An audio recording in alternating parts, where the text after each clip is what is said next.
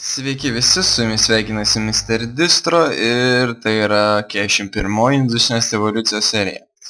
Ir kas skaitot mano kanalo naujienas, kurias aš paskelbiu, tai šiandien kaip ir turėtų būti kažko tai naujo pradžia ir kaip aišku, kai kažkas prasideda, turi būti ir pabaiga. Taigi, kaip matot, aš nuėmiau nuo visų beveik aparatų, kuriuos turiu savo bet kokius tai redstone signalus arba tas, kas gali jų suteikti. Pavyzdžiui, pressure plates, levers, čia timeriai, kurie buvo sudėti, kai šitose sistemose visur nuėmiau. Ir šiandien vėl šiek tiek, kaip sakyti, užbaigsim su trenksmu viską. Kadangi aš vis dėlto nusprendžiau pereiti prie 1.1 versijos. Ir šiandien pasidarysim vėl keletą TNT. Ir kame čia replis. Nenorėjau iš karto visų.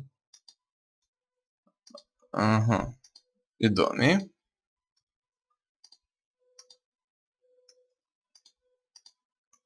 Taip, na tiek to, kiek išeina iš šito. Čia 64, 64. Taigi, dabar pasinaudosim savo receptu, išgauti Industrial Craft TNT ir pasiliksiu dar keletą paprastų TNT tiesiog tam, kad skirtumas tarp Industrial Craft TNT, kurį mes dabar pasidarysim, ir normalaus TNT, tai kad normalus TNT jisai tiesiog sunaikina viską ir beveik nepalieka daiktų. O Industrial Craft TNT jisai sunaikina viską ir palieka daiktus. Tai aš šiek tiek pasiliksiu paprastų TNT, šiek tiek Industrial Craft ir kam ten kilo klausimas, kam aš naudosiu Industrial Craft TNT ir kam stringus, tai pasidarysiu dinamito šiek tiek. Wow. Gerai. Na, turbūt užteks. Ir dabar reikia mums viską tai sudėti kažkur ir aš tikiuosi man tai išeis. Ir parodysiu dar keletą jums tokių kaip ir tokių dabar visur sudedam, kur tik įmanoma. Keista, kad dedasi ant čestų. Čia tikrai keista, nesitikėjau. Svarbiausia yra nepaspausti dar vieno mygtuko arba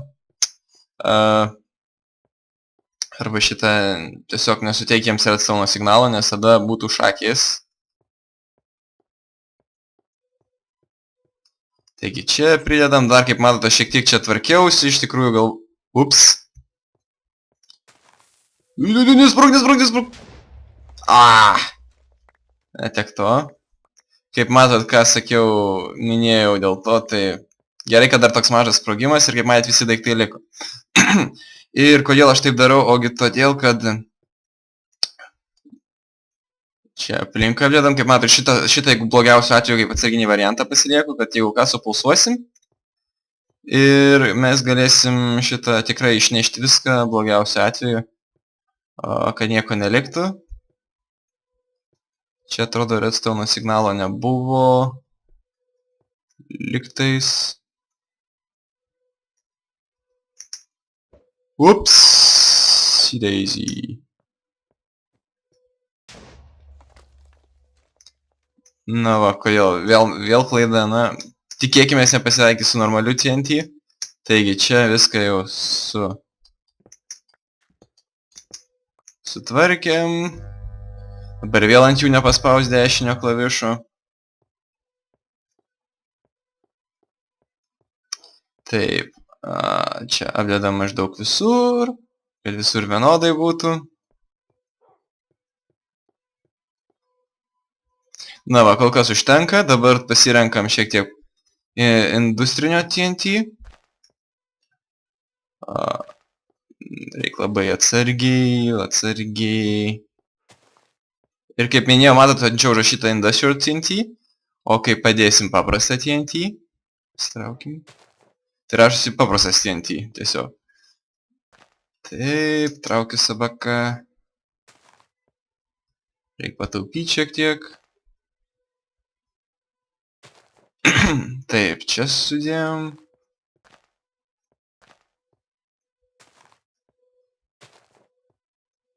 Norim tikrai, kad viskas iškeptų kaip reikalas ir įdomu, kiek laiko aš užtruksiu, kol visą šitą nufilmuosiu. Neįsivaizduoju. Čia daugiau gali būti. Čia. Ir einam dabar į apačią. Čia pristatysim kitų. Čia išėjo pastatyti. Na ir paskutinis bus štai. Čia tarkim. Ir dabar visur, kur tik galim, statom štai šituos.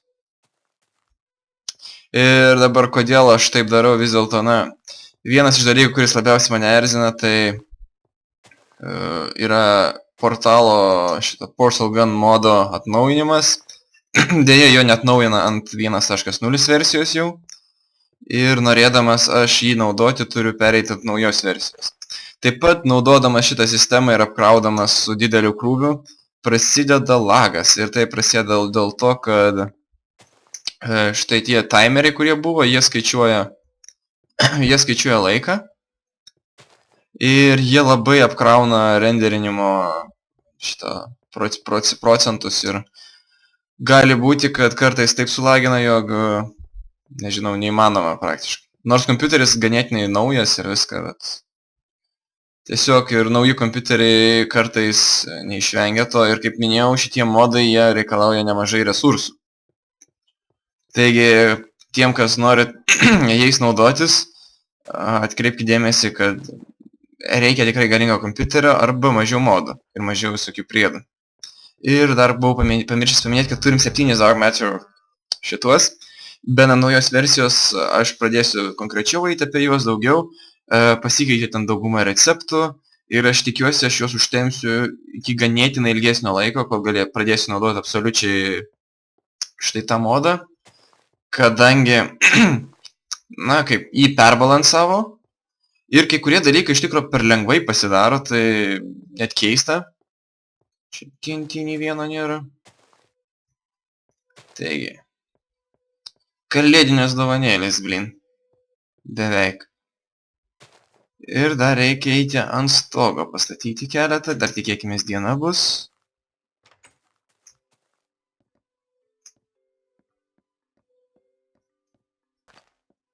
Ir dabar taip, tarkim, užtenka. Dar turim šitą distancinį savo ir dabar parodysim tokį vieną dalyką dar, kol mes čia esam. Tai štai čia. Ui. Nes šitokį norėjus jau aktyvavosi. Tai sprogs. Tai va, su kairiu mygtuku pastatot. Bet turit prie pat to bloko būti, taip jisai išmesta. Ir su šituo distanciniu spaudžia dešinį klavišą ir kaip matote, jie turi tokį tai pilkšvesnį viršų. Paėjus atokiau ir laikant dešinį mygtuką, jisai iškart susprogs. Ir kaip minėjau, aš neturiu garantijos, kad... Tik reikia nepaspausti ant kitų. Neturiu garantijos, kad šitą viskas išdegs. Vien dėl to pasačiau štai šitą, kad blogiausiu atveju jisai suaktyvintų visą šitą mūsų grandinę. Ir paskui viskas tiesiog iškeps. Taigi grįžtam čia. Čia. Tai dar kol kepam, pakraukim gal savo jetpacką. Pakeiskim, tai. Labai labai atsargiai reikia. Kaip matot, jisai čia skaitosi detonuoja. Kaip sakyti? Detonuojam mes šituos savo dinamitus, paruošiam sprogimui ir paskui su to distanciniu sprogdinsim. Ir toks vienas pastebėjimas, kad visa tai nebuvo net galima, iš vis apie tą receptą nieks nežinojo dar, nežinau, iki praeitos versijos, man rodos, tik šioje versijoje atsirado kaip oficialus receptas, bet ir tai per daug nieko Industrial Craft Wiki nerašo, kaip ką naudot konkrečiai, labai mažai žinomas. Taigi, aš paskubėsiu, atrodo jau peržengėm 10 minučių ribą. Taip. Štai čia.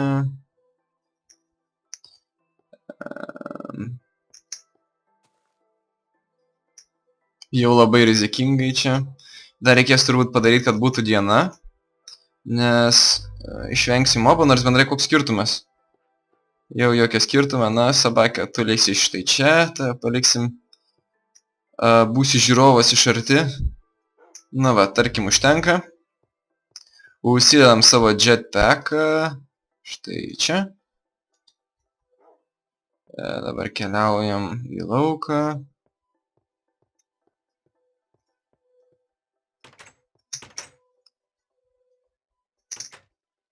Ir aš noriu keliauti į tą pusę. Įdomu, kiek elektros užteks, kad reikėtų biškį toliau pakeliauti, kad išvengti tokio didesnio lago, nes tą kartą sulagina, tai nežinau, čia kartais gali iki 2-3 FPS nukristi visas tai. Na, tarkim, štai, ką žinau, norėčiau ant vulkano iš tikrųjų atsistoti, bet labai silpnai tada matosi vaizdas. Tai va. Štai tarkim iš čia. Ir kągi, žiūrim kaip skaičiuoja iki 3 ir žiūrim kaip eis. 1, 2, 3.